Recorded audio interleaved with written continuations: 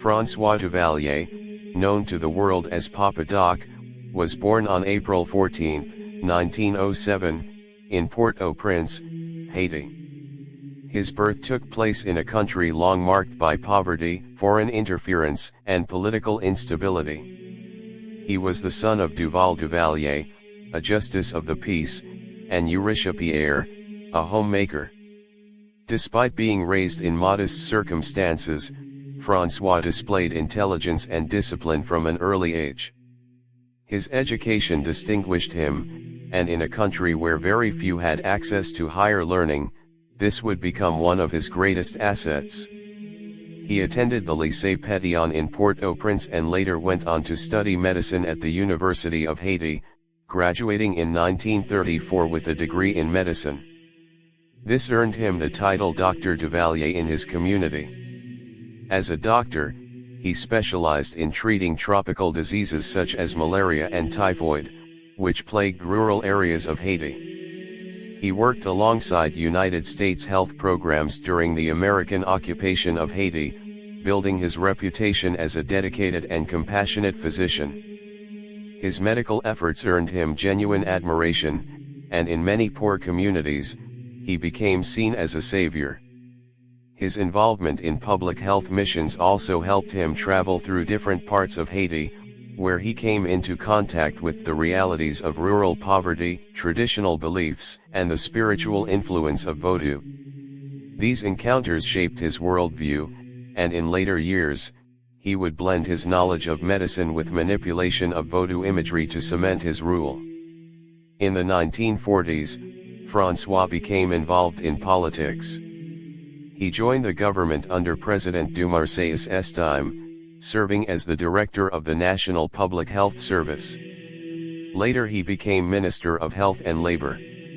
During this period, he built important connections in politics and further strengthened his reputation as a man who cared for the poor. However, he also observed the corruption, rivalries, and foreign influence that ran through Haitian politics. When Estime was overthrown in a coup in 1950, François was forced to retreat from government service. By the 1950s, Haiti was once again engulfed in political turmoil. The ruling elites, military figures, and foreign powers, especially the United States, influenced the fate of the island nation. François Duvalier saw an opportunity to rise in this environment. Unlike other political figures who came from elite or military backgrounds, François projected himself as a man of the people, someone who understood the struggles of the poor majority. He cultivated an image of being deeply connected to Haitian traditions, including Vodou, and cleverly used this cultural symbolism to differentiate himself from rivals. In 1957, following years of unrest, elections were held. François Duvalier presented himself as the candidate of the common people, promising stability, economic reforms, and an end to corruption. His opponents underestimated him, viewing him as a harmless intellectual without strong military support.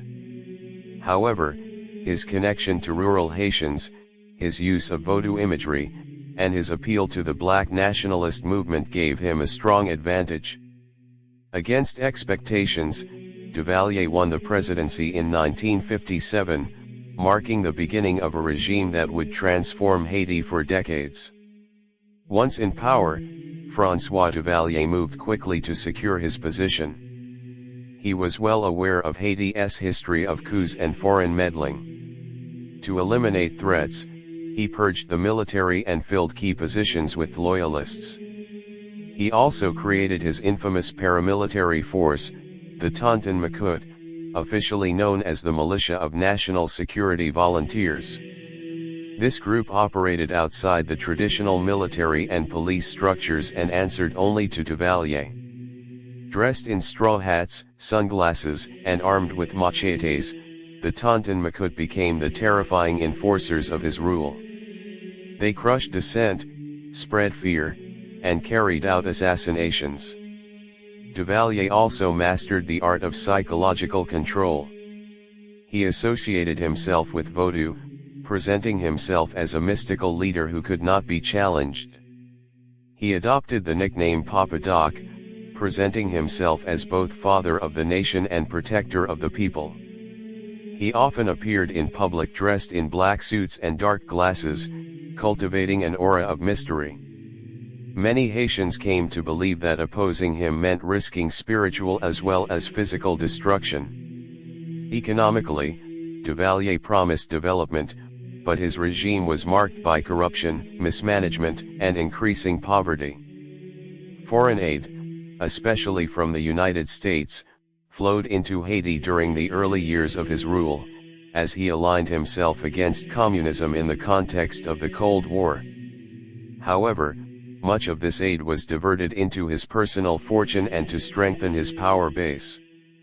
Infrastructure projects were minimal, schools were underfunded, and health services deteriorated. Despite this, he did achieve some success in consolidating Haitian nationalism. He reduced the influence of the mulatto elite, who had historically dominated Haiti's politics and economy, and instead placed black Haitians in key government positions.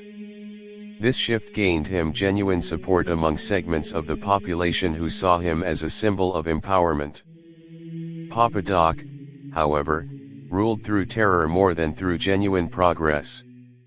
Opposition figures were exiled, imprisoned, or killed. Newspapers were censored, and fear became part of daily life.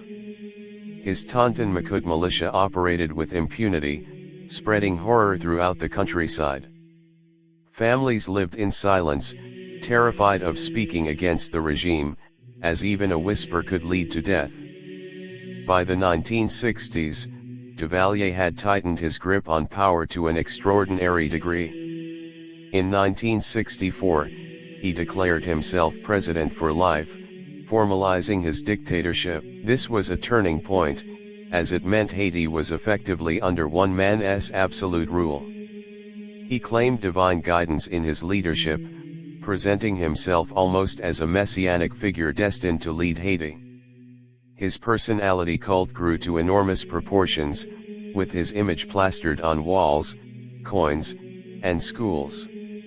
Children were taught to revere Papa Doc as the savior of the nation. François Duvalier's health, however, began to decline in the late 1960s due to complications from diabetes and heart disease. Despite this, he refused to relinquish control. He became more paranoid and isolated, trusting only his close inner circle and the feared Tonton Macoute. As his condition worsened, he prepared his son, Jean-Claude Duvalier, to succeed him. This was unprecedented in Haitian history, as power had never been passed through a family line before. On April 21, 1971, François Duvalier died in Port-au-Prince. His death marked the end of an era but also set the stage for a continuation of his dynasty under his 19-year-old son, Jean-Claude Duvalier, known as Baby Doc. The transition was carefully orchestrated, and with the backing of the military and foreign powers, the Duvalier regime endured. The life of François Duvalier was one of contradictions. He began as a healer, a doctor devoted to curing the sick, yet ended as one of the most feared dictators in the Caribbean. His use of culture, nationalism, and fear allowed him to maintain power for 14 years. His legacy is one of repression, suffering, and poverty for Haiti, but also one of political cunning and survival in a land plagued by instability. François Duvalier, often referred to as Papa Doc, continued to rule Haiti after consolidating his power with iron hands.